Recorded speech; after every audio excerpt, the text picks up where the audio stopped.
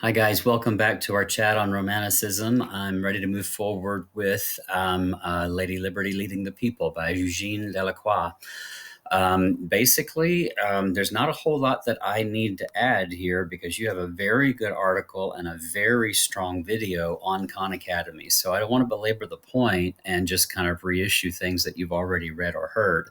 There are a few things that'll make, I think, more of an impression on you if I point them out. So I'm just going to briefly point out the things that I thought were very valuable from what you already know. Now I'm going to get rid of my face here. Of course, not my voice. You guys can still hear me just fine.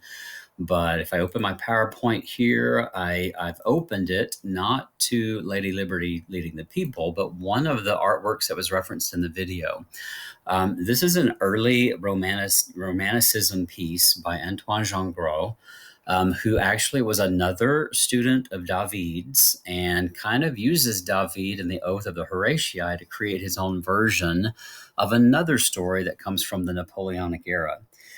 This is a romantic piece in that it demonstrates all of the things you heard in the video about Lady Liberty leading the people and Delacroix, and that it has a far off setting. It is fairly exotic and oriental, and it's being used in such a way to show French domination over the rest of the world, which is very much a part of colonialism at the time.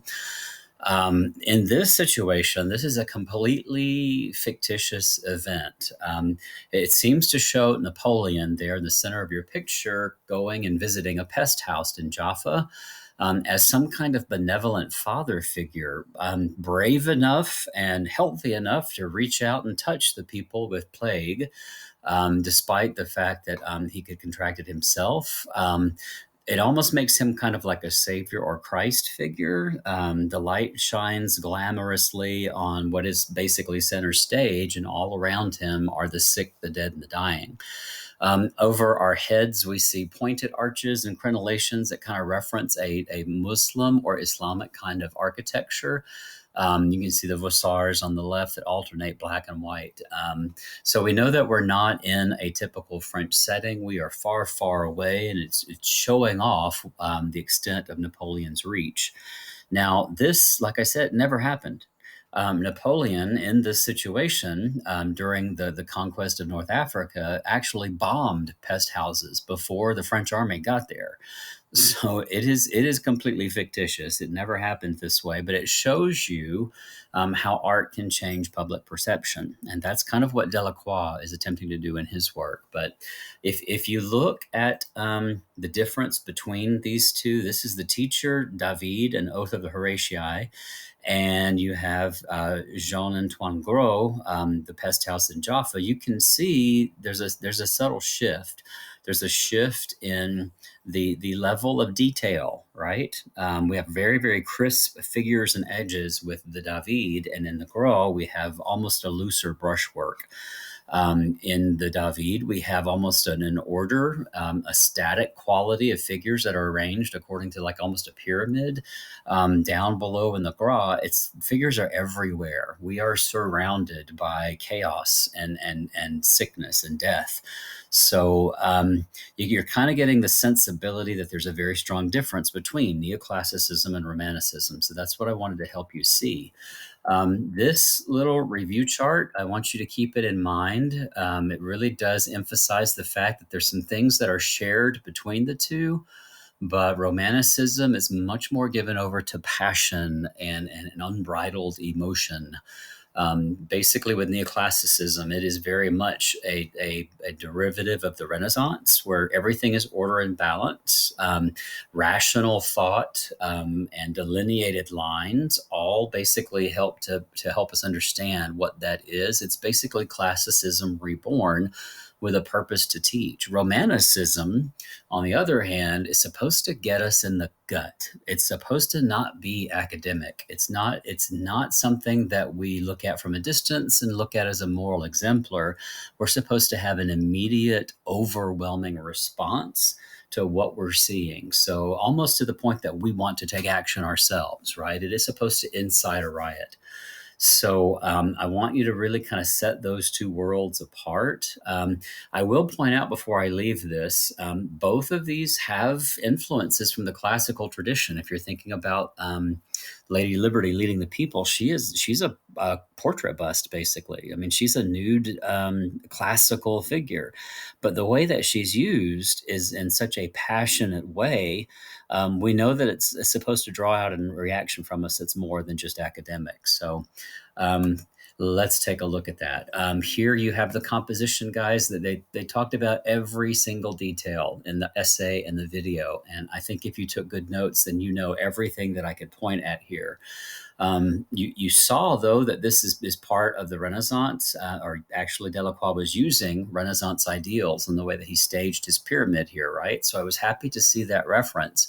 But the effect is not one of control and order. It's utter chaos. And it probably would be helpful if you knew a little bit more about Delacroix himself. I know that this was in the Khan Academy article. This is his self-portrait.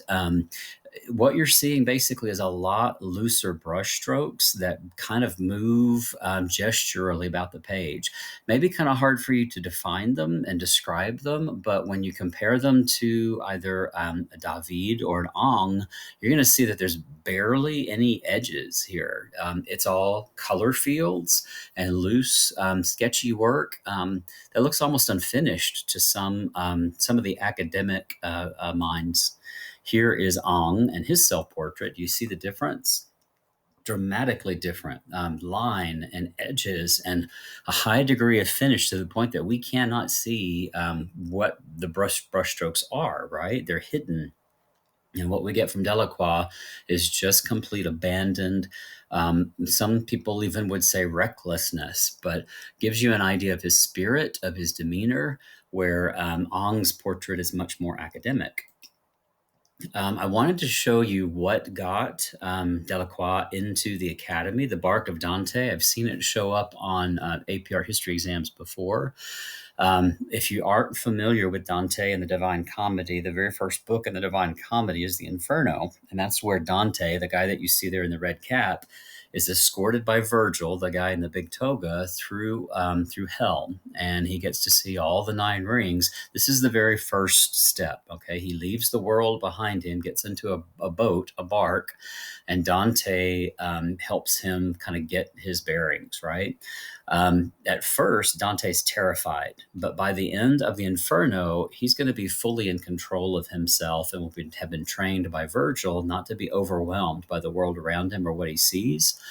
Dante here sees people gnawing at the boats and thrashing about everywhere, and he is terrified as he begins his journey. So this is a classical story, but it's told in such a way that it is an overwhelming emotional feast for the eyes. And initially, the Academy truly appreciated it. They liked the torsos being classically modeled, like classical sculpture. They liked the content and its narrative detail. I mean, this is perfect for a history painting because it's kind of removed from where we are. That's not, however, what we got with Lady Liberty leading the people. So that's a little bit more problematic for the powers that be. Here is Delacroix's portrait of Frédéric Chopin. Those of you who know the Romantic composer, gives you a sense of his turbulent kind of mindset as he moves about the piano keys.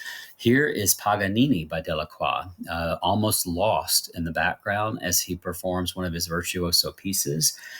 For point of comparison, there's the same guy by Ong. All sharp, crisp, clean lines, giving you a sense of the visual person that Paganini was, while Delacroix focuses on the emotion that Paganini was able to call up. So I hope that's helpful for you to see the difference, because sometimes it can be challenging looking at digital versions of paintings. I mean, it's hard to see the brushwork. It's hard to see the detail or the clarity. So it's important that you make a special effort to look at these things up close. All right, so I want you to understand there's a big discussion going on in the world of academic art between 2 different camps. I thought that was very important in the video. This, of course, is happening at the time of a specific revolution, not the original French Revolution. And I just wanted to point that out with this slide. This is the peasant uprising of 1830. There will be another one in 1848, and it's happening all over Europe at this time. 1789, this bloody French Revolution breaks out during the Terror. And basically, we have this really dark time in the history of France where France gets almost attacked by everybody. You get the rise of Napoleon, who defends the French state, but then turns it into an empire. And the rest of that era after 1812 is basically a reaction to everything that's going on in France. So you get these monarchs who want to clamp down and control order, and that's who Charles X really is. He is deposed by the Revolution of 1830, and you guys saw in the video that Louis Philippe is going to take power. Originally more liberal as a Republican form of government, a representative form of government takes hold. He later will be deposed too. So initially, it's interesting to me that he appreciates the content in this work, but then thinks it's too volatile to post. So looking closely at the details, guys, can you see Lady Liberty here? She wears that Phrygian cap. She's believed to be an allegorical symbol of Marianne, who is almost like the Lady Liberty of France. She has an aquiline nose feature there that looks very much like she was taken off of the side of a Greek vase. So she references all of the Greek democratic ideals and repurposes them for a new era. She is nude almost to the waist. So the references are all completely classical, but she's there almost like a ghost or like a symbol of an idea rather than an actual person. So that makes this work ideally suited for any thematic essay on allegory. On the left here, this detail that I've pulled up, I want you to see the throngs and masses of people that come from all classes. Some people have posited that that's a self-portrait of the guy, but I think that's been debunked pretty much. This is just to represent an upper crust one percenter who also has joined the fight. And because there are people from all classes everywhere, this becomes a volatile political issue. They mentioned Notre Dame. It might be kind of hard for you to see the tree color there, but I think if you look closely, you'll find it. And there is his signature, Delacroix, 1830. So that should help you with any problems of identification. But for those of you who know this story, you're probably familiar with the musical Les Mis, right? Les Miserables. It is based off of these kinds of uprisings of 1830 and 1848. So just to clarify, that is not about the French Revolution, is it? It's about the 19th century uprisings that happened much later. Okay. Putting these two works side by side, we have Ong's Apotheosis of Homer, and I hope by now you can see the visual clarity that I've been trying to demonstrate. On the right is a much looser approach that's fuzzy and hazy with brushworks that kind of indicate where things are without really ever drawing a hard edge or line. And that's basically the difference between the two camps I was alluding to before. On the left, you would have the artwork that the academics and the Pointillionists prefer. The guy that you see right here, I hope you can see my cursor, that is Nicolas Poussin. Poussin was the first director of the French Royal Academy of Painting, and he's the guy that went to Rome, completed his compositions there, and then sent them back to the Academy saying, you must draw this way, you must paint this way, right? He was a worshiper of Raphael, and Raphael is standing quite literally right there. So the moral of the story is, if you are an academic and if you are a Pointilioniste, you think that line and draftsmanship are superior to everything else. If you are a Rubinist, then you think more like Peter Paul Rubens. And if you take a minute and Google up some of those images that we've looked at, you will see that he is much more given over to rich coloring, right? I think originally when he was introduced, they said, imagine taking Michelangelo and his sculptural qualities and adding the color of a Titian, right? So that's going to be, it seems like a silly thing to argue over, but we really are fighting for the soul of academic instruction in France. What is art supposed to be? What is art supposed to do? And these are the discussions that are being had at that time. So I want you to be familiar with those terms. They are instructive for you in your writing.